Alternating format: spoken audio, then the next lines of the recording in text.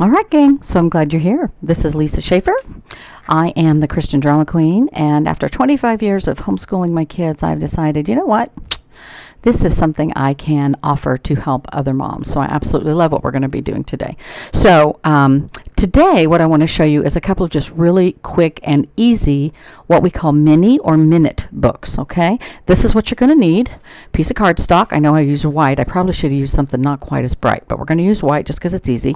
And you're also going to want to use some lined paper. Now, it doesn't matter if it's notebook paper. It doesn't matter if these are little notebooks maybe that you picked up at the Goodwill. In fact, I encourage that because you are then not buying brand new stuff that was made overseas. You're actually buying some things that you can use. This is a notebook I actually made for my husband and I in 2018, and I have some pages that are left over. So that's what I'm going to use inside my minute book today. So today what we're going to do, these are instructions that I picked up from a book called Dinah Zike's Big Book of Books. Okay, now this book is out of print. You cannot find this book, but there are a couple of other books you can use. One of them is called The Ultimate Book of Lapbooking. Let's see if I've got that over here. Oh, I do. Hold that thought. Don't go anywhere. I know you won't. And it looks like this. Honestly, I'm not sure if it is still in print or not, but you can find these same minute books made here.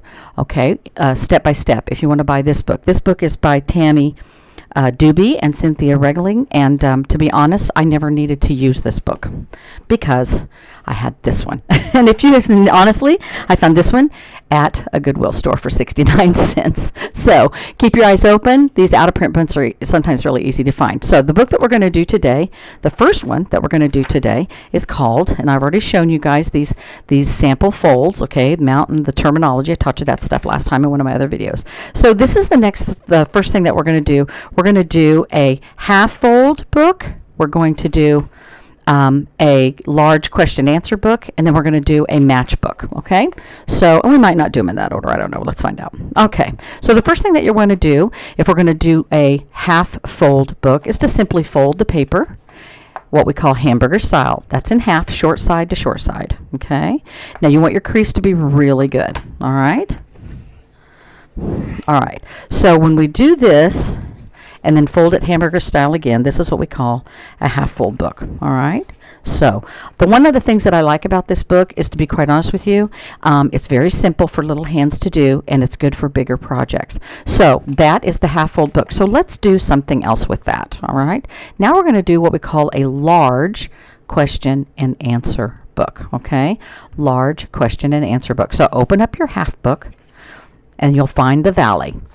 You actually have two valleys, one on this half of the page and one on that half of the page. We're going to cut this one. So I hope you have a good pair of scissors, right?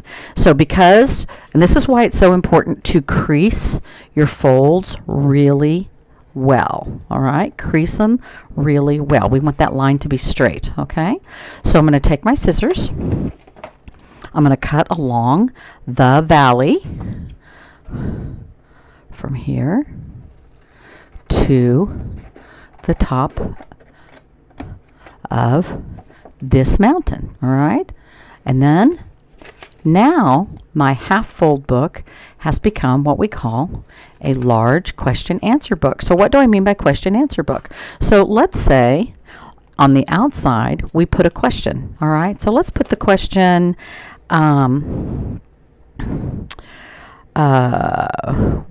what did God create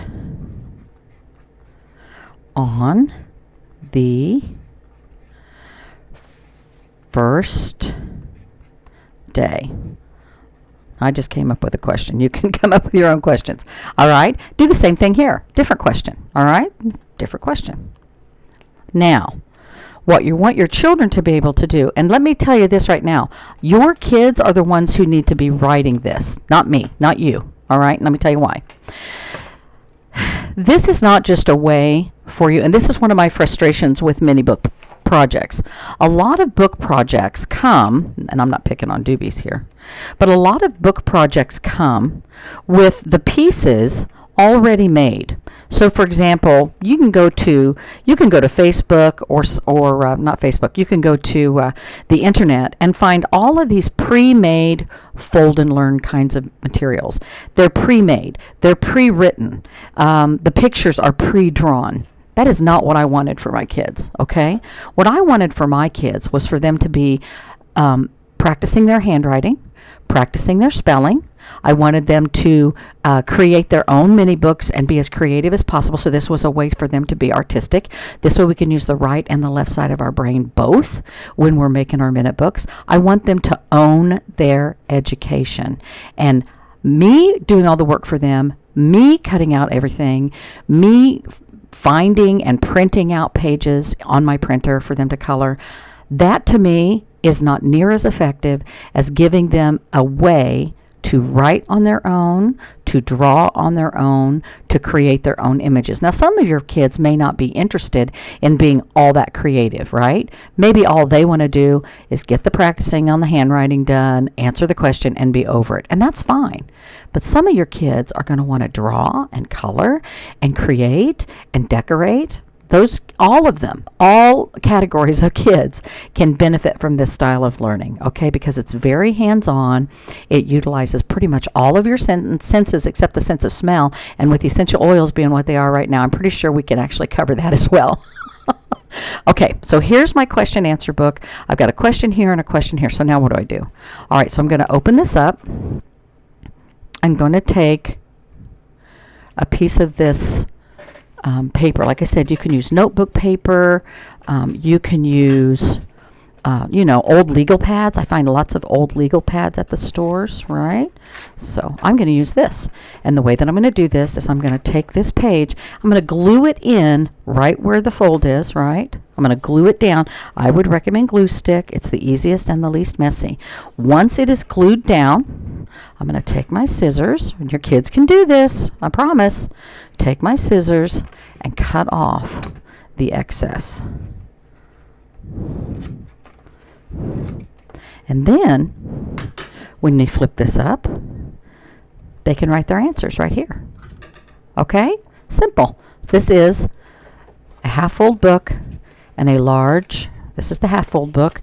I'm going to write here, because this is what we're going to do with this. This is the half-fold book. This is what I do with my people when we're in workshop, okay? Half-fold book. And then I show them how to take this, and this is the question answer book.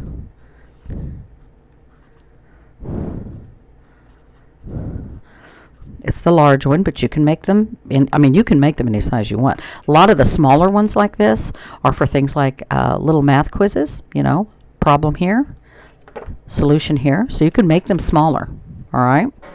So what we're going to do is we're going to take the file folder that I showed you the other day that we made a shutter fold out of. We're going to take that because I've got it right here. And what you'll find is that, oh, that's not the one I want, you guys. Oh, it make me laugh. All right, so we'll use this one. Here's a yellow one, okay? So what I'm going to do is I'm going to make this a shutter fold. I showed you guys how to do this in one of the other lessons, okay? Make sure that crease is good and strong.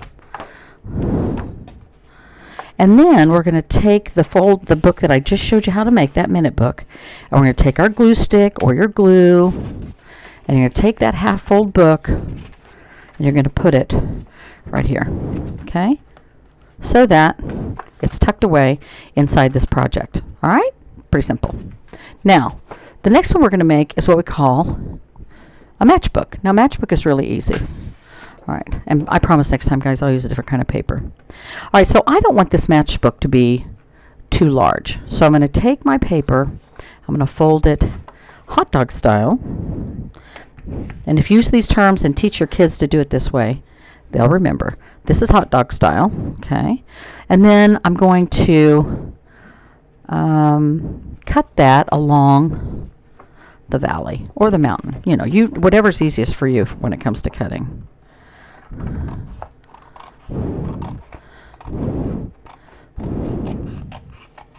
All right, as soon as I get there, I'm going to fold it hamburger style short side to short side.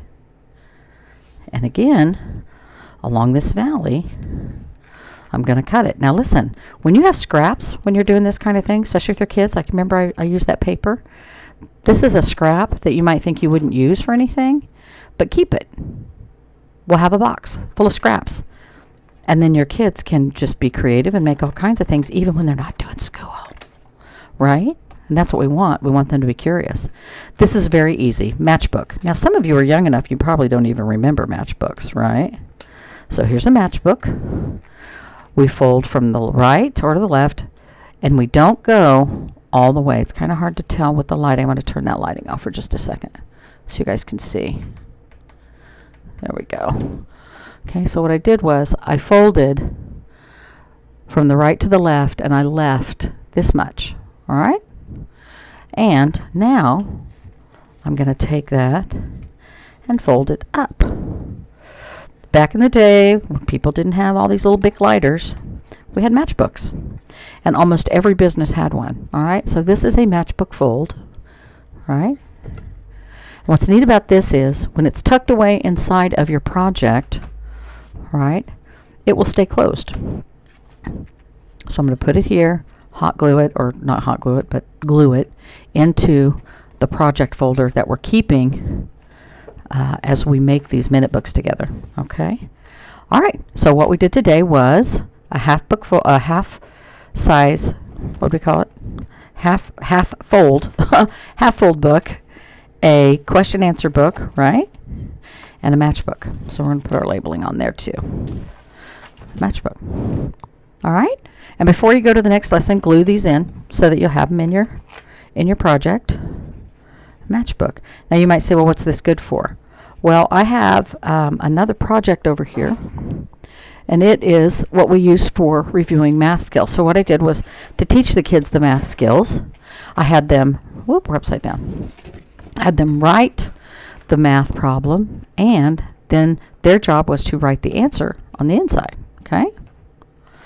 Matchbook. This is all the family of 4. Right? Check it out. And they can decorate it any way they want to. Whatever helps them remember what it is and what it's used for. All right. So that's the end of this lesson. Let's go to the next one. You know I love you.